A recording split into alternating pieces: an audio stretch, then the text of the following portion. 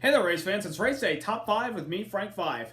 Week off from racing, an Easter break, and we got back in the swing of things at one of NASCAR's most prestigious and historic racetracks, the Paperclip. Side-by-side action, so many restarts, beating and banging, tempers flaring. This is what this track is all about in the Commonwealth of Virginia. At the end of the day, a man that has been so dominant the last couple of times we've been here becomes the first repeat winner of 2021. Let's talk about the action from the Paperclip.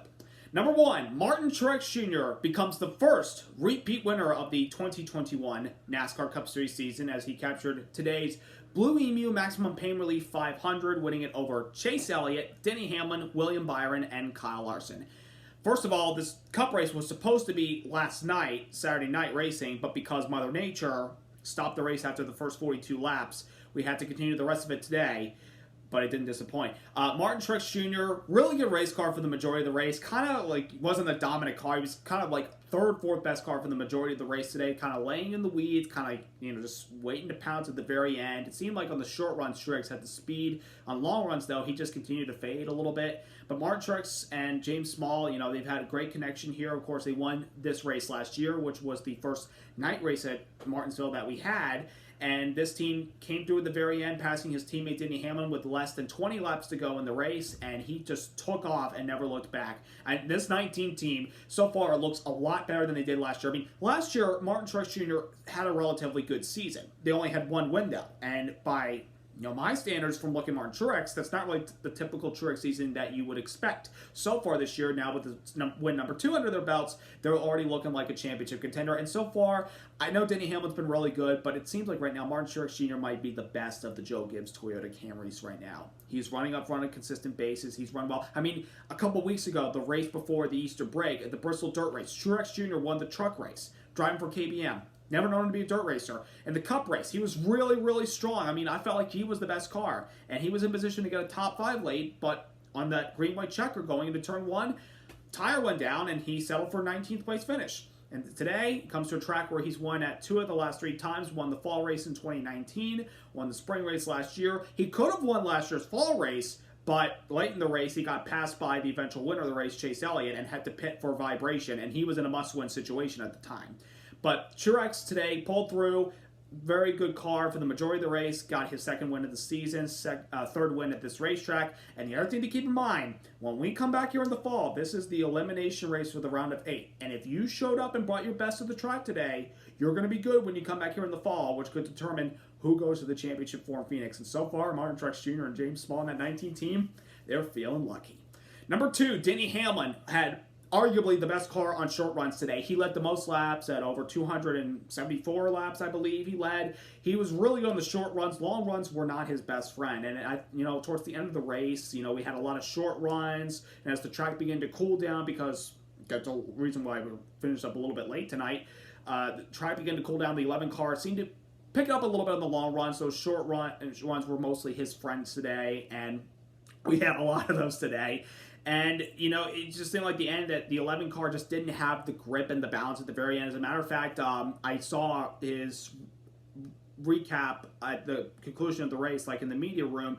I heard that he had a tire going down late in the race, which is why Truex got by him, and then he got passed for second by Chase Elliott. Denny Hamlin was looking to hopefully become the 8th different winner this season for the first 8 races of the year. Unfortunately, that did not happen. But the 11 team, as I've said, I know, Truex seems to be the best Gibbs car. Hamlin, though, is right there with them. He leads overall, but in points, even though he doesn't have a win yet. The 11 car, when that 11 car gets to victory circle, he's going to be winning a lot more races. This 11 team had a great car today. They're really good at Martinsville. I mean, the thing about it is, I didn't realize this.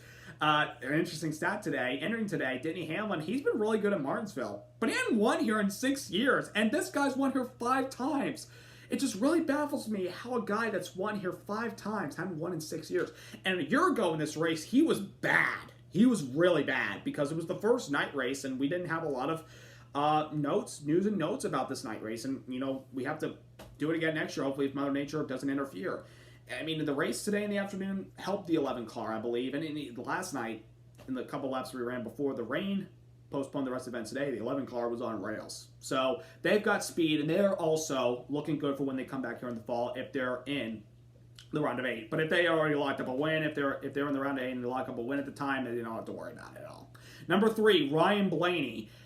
Say what you want about Denny Hamlin leading the most laps. Ryan Blaney had the best car today. Long runs were his best friend. He could just pull out to a good gap over the rest of these guys. Had a little bit of trouble on the restarts. He wasn't good on the short runs. Long runs, as I mentioned, he could just gap guys after we get about 10, 15 laps in a run. He takes the lead and just storms off. He won both the stages today, and it looked like it was going to be him and Hamlin battling it out for the win late in the race. But on the last pit stop with less than about 40 laps to go, Ryan Blaney's pit crew made a very big mistake. And I'll tell you what, it's going to really throw away your chances to win a race. They left the pit with the air gun attached to the car because it got hung up underneath the left front tire when they were changing left sides. And when they dropped the jack, they carried the left gun out of the pits. And unfortunately, that's a penalty, removing equipment. He had to restart the rear of the field. He got back up to 10th at one point, but had to settle for 11th place finish, which sucks. I mean, this 12 car, it seems like every time Blaney's got a great race car and he's the dominant car, he's going to run away with this thing, something always bites him, whether it's not of his doing or whether it's something that within the team. And the team today messed up, and they have to own up to that mistake, and they have to fix it for next time. But again, as I talked about, when we come back here for a playoff race, Blaney showed today that he had a great race car on long runs. So if we get long runs later this fall, and Blaney's in a must-win situation, or he's battling for points, he could be the guy to watch. And they had a great race car today. He and Todd Gord should be proud of the way they've run. But, I mean, the last 2 times we've been here, Blaney has had cars that could have possibly won, but they've always had mistakes. They'd have penalties, and they had to overcome those and get 2 second-place finishes out of it. Unfortunately today, no second place for the 12 car, but still nonetheless, they brought their A game today. Number 4, Carnage of Martinsville. The paperclip is known for bringing out the best and the worst in everybody. And we had so much today on a track. I mean, I think I count 15 total cautions today, 14, I could be mistaken, but so many cautions today, which is the reason why there was a lot of short runs that benefited the 11 car. We had wreck after wreck after wreck after spin after spin after spin. So many guys went around. Kyle Busch ran around in the middle of the pack. Brad Keselowski went around. A lot of guys went around. Trace Briscoe went around. Then we had a major pile up on the backstretch with about 115 laps to go when Kyle Busch and Chris Buescher banged each other off of turn number 2, and both of them went around, and multiple guys started piling into each other. Alex Bowman, who had to pit late because he had a loose right front wheel, which is unfortunate because he was in the top 10 today. Kurt Busch, who also had a great bounce back from a spin earlier, but unfortunately was caught up in that crash, though he was able to carry on with a, I think, 21st place finish 2 laps down. Michael McDowell, Daytona 500 winner was involved. Anthony Alfredo, Ryan Preece, Justin Haley. I mean, a lot of Brad Keselowski, a lot of guys in that wreck. Their front bumpers looked exactly the same. Daniel Suarez was a part of it.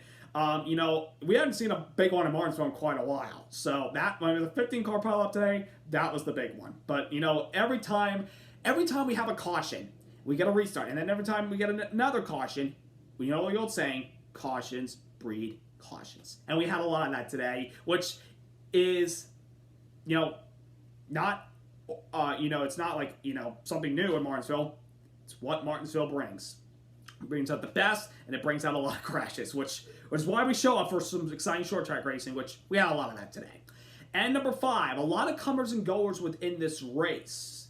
The reason I say this was because a lot of guys at the beginning of last night's portion of the race, before it got postponed, a lot of guys were up front in the top 5, in the top 10, seemed to have good pace. Guys like Joey Logano, who was the pole sitter for this race, off the wind of the Bristol dirt race, Christopher Bell, Kevin Harvick, a lot of those guys were in the top 10. Then when we restarted the race earlier this afternoon at 4 o'clock, Joey Logano and Kevin Harvick, kind of fell back a lot. They really struggled with their cars. And, it's been the case with Kevin Harvick here the last couple of times at Martinsville. He just hasn't had really good race cars. I mean, Harvick, I didn't realize this also, Harvick hadn't won in Martinsville in 10 years.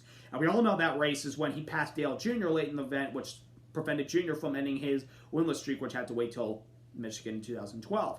Kevin Harvick really hadn't been good at Martinsville. Remember last fall, Kevin Harvick was in the top 4 with a position to advance, but he struggled within the race, and he had to fight back and had to pass Kyle Busch on the last lap to get that last spot to eliminate Denny Hamlin so he could be in the championship 4. Instead, he turned both of them around, and Harvick was eliminated. And, today, early on, they really struggled with the car, but they kept making adjustments to the car and kept getting good track position at the misfortune of other guys, and he fought his way back up to get a nice top 10 result, which I feel like that could be a win for the 4 car. And Joey Logano, he fell back. He actually fell a lap down, but guys lap back and fought his way all the way back up and ran in the top 5 lane in the race. I'm thinking, where did this come from for the 22? But I've seen this also in the past with the 22 at Martinsville. He doesn't really start out well, but then as the race progresses, he can sometimes get the car better and get it up towards the front, or sometimes they don't. Sometimes you're hit or miss at this track. Logano fought back and got a 6th place run out of it. A lot of guys bounced back. Bubba Wallace had a lot of bounce backs today. Kyle Busch in that big crash came back to finish 10th. Matt DiBenedetto was in a crash earlier with Ryan Newman. He came back with literally no right front fender and finished in 12th spot. So many comebacks. I mean, usually when one guy has misfortune on the track and you are part of that, but you can overcome it. It's kind of almost like, you get down, you get knocked down, you pick yourself back up. It's what it's all about, and that's why you can never give up in racing, especially at this track at Martinsville. Finally, driver recap, Chase Elliott, 2nd place finish. Really, really solid day today. A really good day. Wasn't dominant like he was last fall.